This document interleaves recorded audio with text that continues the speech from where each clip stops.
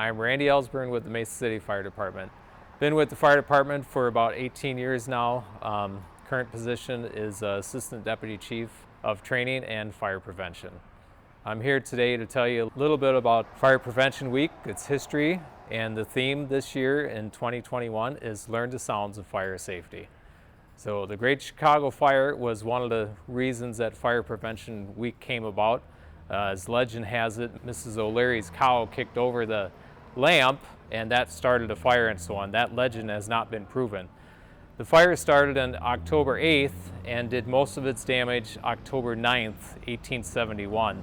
I want to say it killed over 250 people, left 100,000 people homeless, burned like 17,400 structures and 2,000 acres. Again, most of it happened on October 9th, which is why we celebrate Fire Prevention Week, the week of October 9th. In 1920, President Woodrow Wilson proclaimed the first National Fire Prevention Week. Since 1922, this has been the longest running observance of public health and public safety event on record. So back to our theme, learn the sounds of fire safety.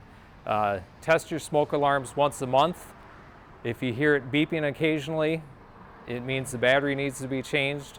If you're in a commercial building or anything, restaurant, wherever, with the fire alarm or the strobes that start to go off, exit your nearest exit. This is not always the entrance that you came in. If you're driving your vehicle and you hear sirens, see lights behind you, pull over to the right and stop. This will keep you and others safe. Learn the sounds of fire safety.